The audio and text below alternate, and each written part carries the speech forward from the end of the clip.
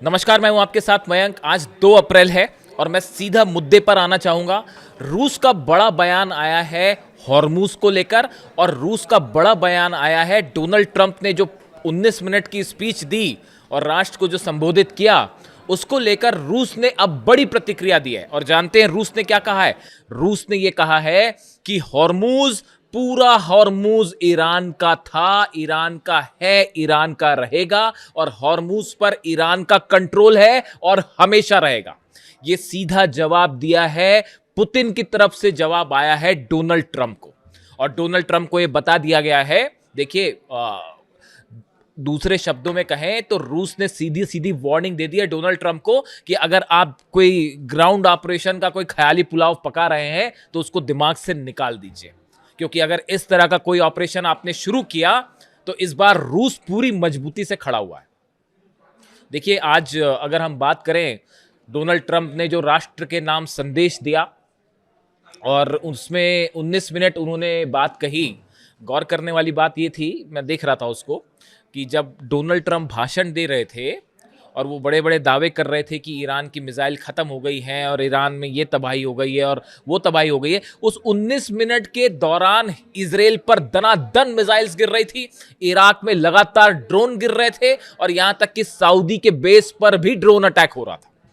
ये सब कुछ हो रहा था जब डोनाल्ड ट्रंप अपना संदेश दे रहे थे और ये दावे कर रहे थे, वो गिना रहे थे कि ये 1 महीने की जंग में हमने ईरान को कितना नुकसान पहुंचा दिया और ईरान की मिसाइल्स खत्म हो गई हैं और ईरान का न्यूक्लियर प्रोग्राम खत्म हो गया। इस तरह के वो दावे कर रहे थे और उसी दौरान ईरान ने जो है वो मिसाइल्स की बरसात कर दी।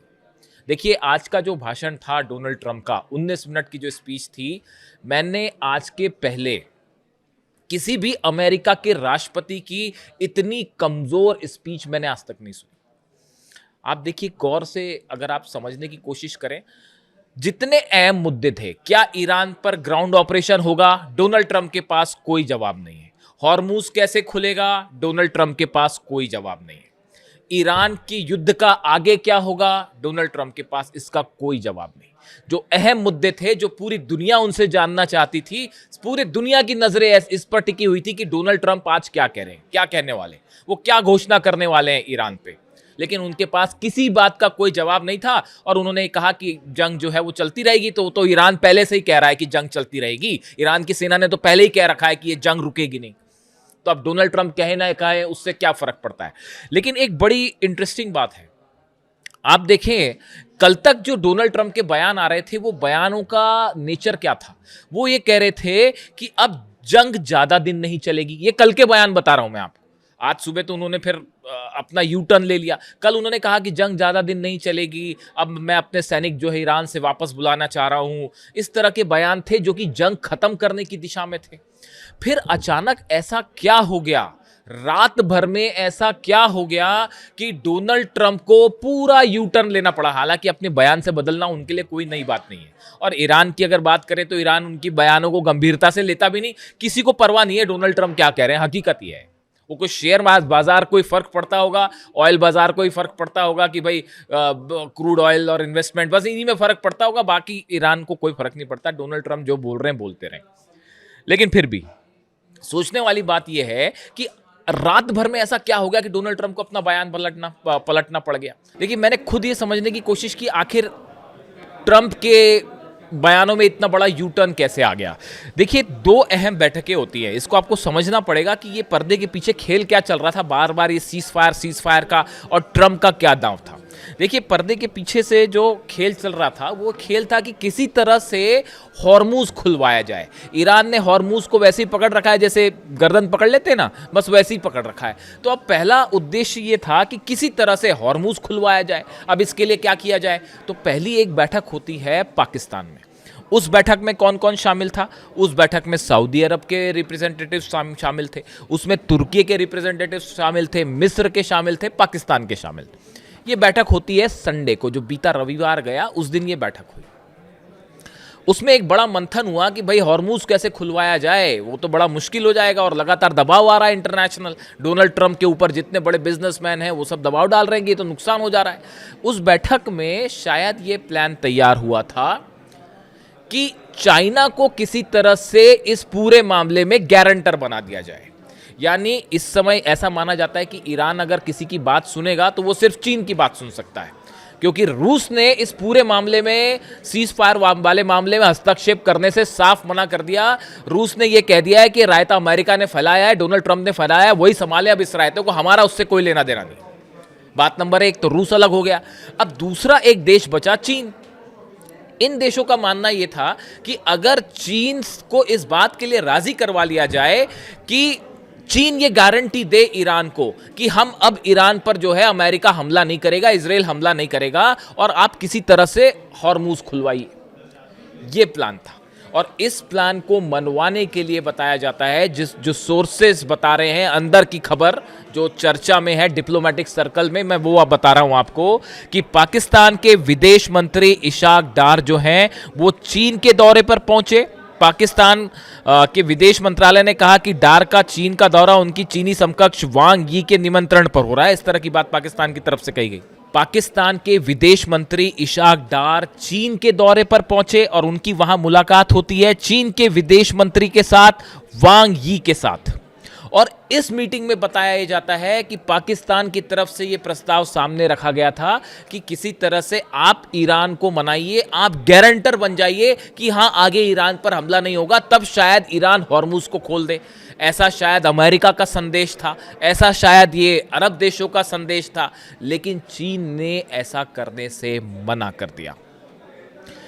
और ये जो दो बैठक थी, एक जो पाकिस्तान में हुई और दूसरी जो चीन में हुई, इन दो बैठकों के आधार पर डोनाल्ड ट्रंप ये दांव खेल रहे थे कि किसी तरह की जो है सहमति बन जाएगी और ईरान को हॉर्मुज खुलवाने के लिए राजी कर लिया जाएगा। ये डोनाल्ड ट्रंप का सोचना था। चीन की बैठक भी फेल हो गई, चीन ने मना कर दिया, हम कोई इसमें बीच में मीडिएटर नहीं बन रहे, भूल जाइए। और वैसे ही जो है ये चार देशों की बैठक जो थी, इसका भी कोई नतीजा नहीं निकला। परिणाम ये हुआ कि जो सीज फायर की बात चल रही थी कि हम अपना जो है वो सेना वापस बुला लेंगे या जल्दी जंग खत्म होने वाली है, इन बयानों से आज के संदेश में डोनाल्ड ट्रंप को 360 डिग्री का यू टर्न लेना पड़ गया। यह है इनसाइड स्टोरी कि कैसे डोनाल्ड ट्रंप को अपना फैसला बदलना पड़ा, अपने बयान बदलने पड़ गए। पर्दे के पीछे जो खेल चल रहा था वो खेल ये था और वो फेल हो गया। अब आप देखिए दो बड़ी बातें। पहला, रूस इस मामले में किसी कीमत पर हस्तक्षेप नहीं करेगा, वो ईरान को नहीं रोकेगा, ये बात बिल्कुल साफ। इस समय रूस के ऑयल की सबसे ज्यादा मांग है पूरी दुनिया में। यानी अमेरिका ने यूक्रेन जंग के दौरान जितने सैंक्शंस लगे रूस के ऊपर, उसके ऑयल को रोकने की कोशिश की गई। वेनेजुएला पर हमला करके ऑयल जो है रूस का जो बिजनेस चल रहा था उसको रोकने की कोशिश की गई। उसकी सबकी वसूली करने का यह सही समय है रूस के लिए। रूस कतई नहीं चाहेगा कि यह जंग रुके, बात नंबर एक। बात नंबर दो, चीन का सवाल है। देखिए, हॉर्मुज तो चीन के लिए वैसे ही खुला हुआ है। ईरान जो है वो तेल अपना, चीन पहले सप्लाई करता था ईरान चीन को तेल, तो अमेरिका आपत्तियां जता रहा था, हमले हो रहे थे उन जहाज़ों के ऊपर। ये कहा जा रहा था कि सैंक्शंस लगे हुए हैं चीन कैसे तेल बुला रहा है ईरान से, इस तरह की बातें हो रही थी। अब तो डंके की चोट पर ईरान जो है वो ईरान से तेल खरीदेगा, चीन जो है वो ईरान से तेल खरीदेगा, और ना अमेरिका कुछ कर सकता ना दुनिया कुछ कर सकती। तो चीन क्यों चाहेगा कि ये जंग रुके? बात नंबर दो, वो क्यों मीडिएटर बने?